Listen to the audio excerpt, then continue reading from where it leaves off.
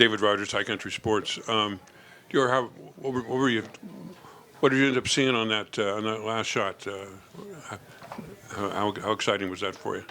It was an exciting moment for me. My man Myles had the ball. I was ready, and it was really supposed to be for him, but he made the right decision, drove one, kicked, and it was knocked down.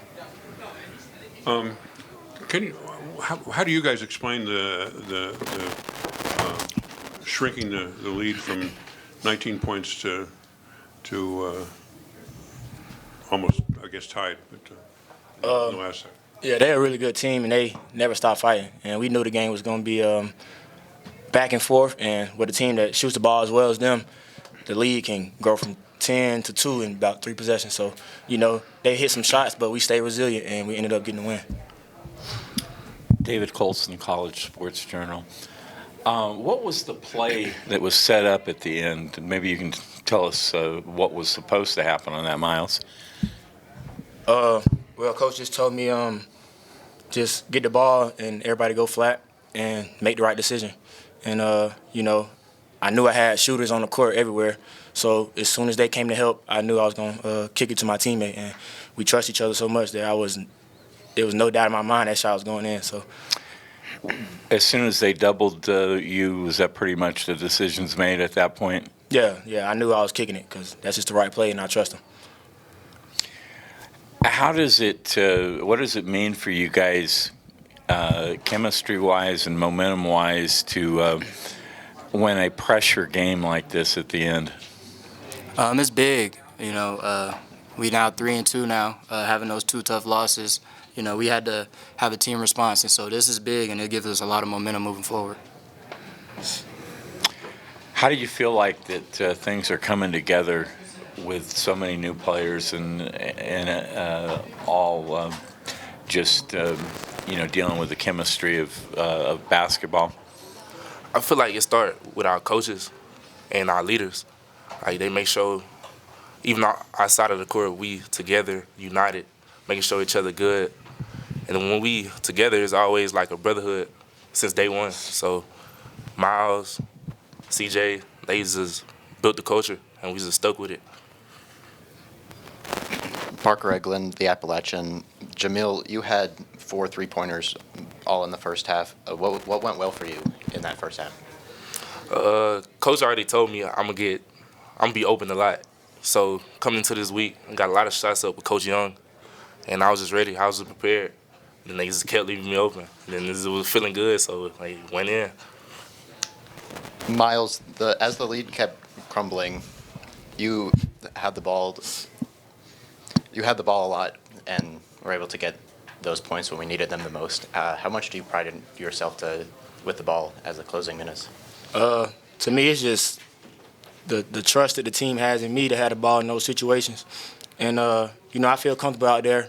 Whatever the lead is at, wherever we up or down, I feel comfortable that my teammates trust me to make the play. So if they give me the confidence, and my job is easy to just go out there and play. And you obviously had the winner. Like, what goes through your head, like, from the second you get the ball, the shot's up, and then it's going in?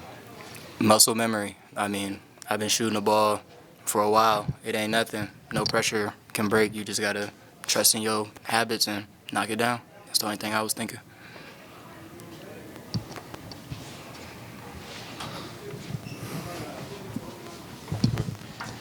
Zach Colburn, Watauga Democrat. Myles, this being Coach Kerns' 100th win, you get it at home in this kind of dramatic fashion.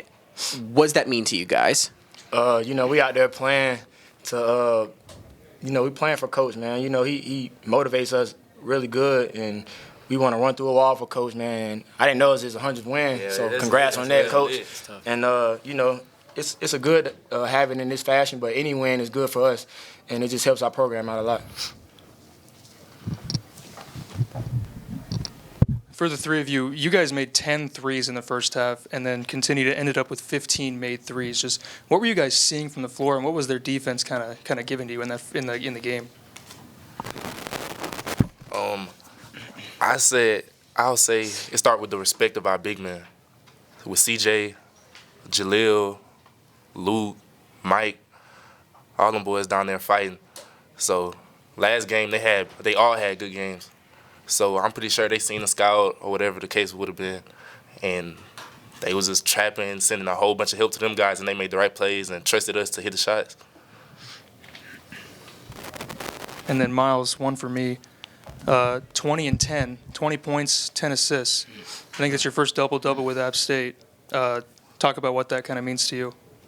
You know, like I say, my teammates, man, they just in the right spot at the right time, and my job just to get it to them. And I just be watching from there. Like, I just watch them make plays. I see the work these two put in. Everybody on the team real hard workers, so I trust them with the ball. So my job easy just to get them the ball in their spots. And as far as scoring, I just feel like I'm just confident in my game, and my teammates confident in me. So it just worked out for me. Any other questions for the three of these guys? All right, guys, thank you. Be back in with Coach Kerns. Yeah, great team win over a really quality opponent. You know, William & Mary has had some really quality wins this season. You can see why. They play a unique style, very well coached. But you know, we found a way to finish it off the end and with a big shot. And I think that the most exciting part about that play was Myles Tate making the right play.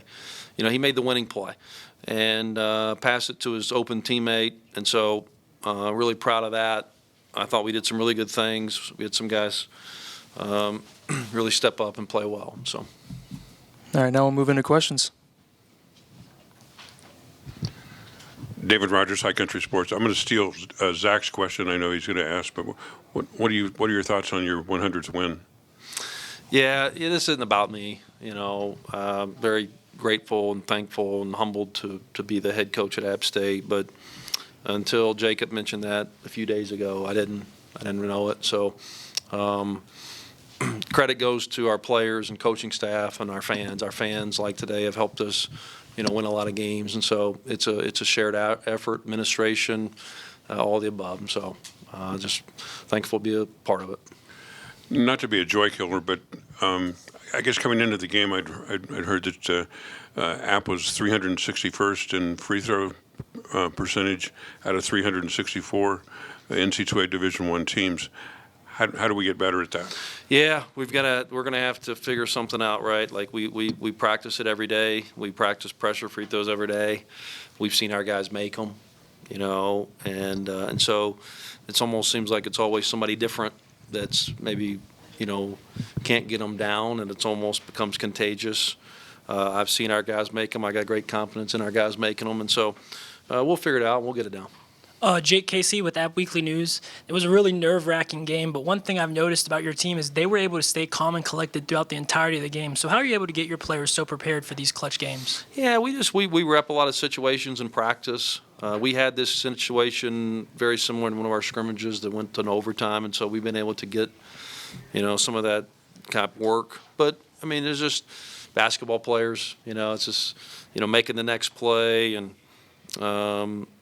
You know, that's the exciting part about basketball, right? It's never over until it's over, and you know, fortunately, we got the last shot, and we made sure we took it during the last timeout. Hey, if they score, we've got to get the last shot, and we did. Gotcha. And I know we're a big-time interior attacking team, like to get in the paint. And I think Willie and Mary did a pretty good job trying to stop us in there. But one thing I noticed is we did a really good job hitting those threes and switching out the perimeter. So how much of that was game plan going in or just adjustments on the fly due to defense? A little bit of both. You know, they've shown trapping the post a lot of different ways, and so we weren't exactly sure how they were going to trap the post. They tried 3 different ways in the first half. We had a good attack with it. You know, outside of a few possessions and just trying to figure out where they were trapping from. They went, like I said, they went a lot of different ways. But I thought our guys handled it for the most part very, really well. Dustin, for about 3/4 of the game, you couldn't have been probably more pleased with how you were playing. You had a 19-point lead at one time. What did William and Mary do to cut into that in the final 10 minutes or so? That's what they do well, is they just stick with their plan. And we literally talked to our guys this week about not paying attention to the score until about 5 minutes left in the game, because you could be up 10, down 10, up 15, down 15. They're not going to change how they play. And that's a strength of theirs.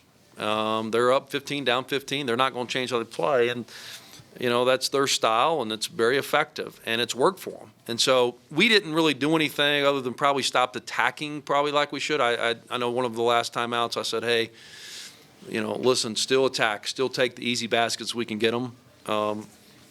But, they just kept chipping away. They got some threes down, and we went zone. They got a couple threes down, and so just that's what they do. They're well coached in the sense they're gonna stick with their plan. They're not gonna change and alter. And we've seen them this year, up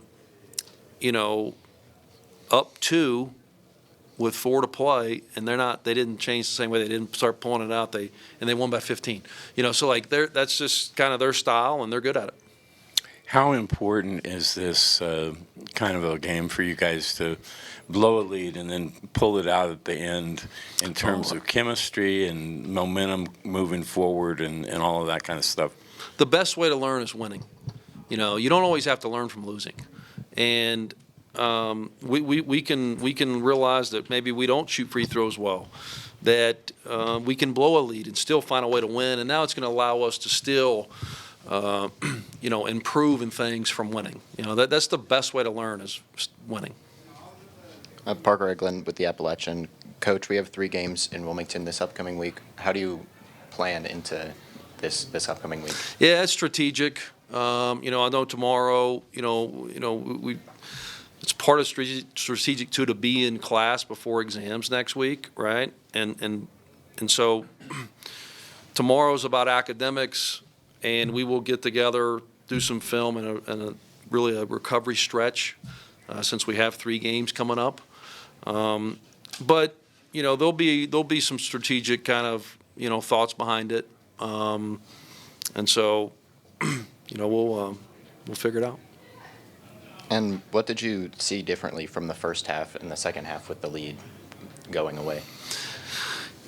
Yeah, like once again, I think that they're not going to change how they play, and so when we got them to miss some of the first half, we talked about at halftime. Hey, listen, once again, don't even worry about the score.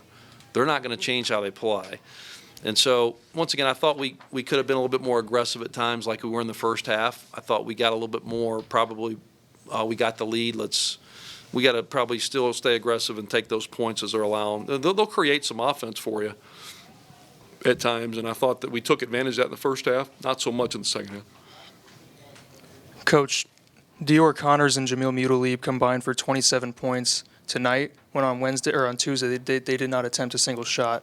What were you seeing differently from the two of them, and how do you think this improves their confidence moving forward? Oh, I think it's really improves their confidence. And we talked to both of them this week about, hey, listen, we need you to score more. We don't need you to just play passive. Like, we recruited you to score. We recruited you because we believe you can make shots.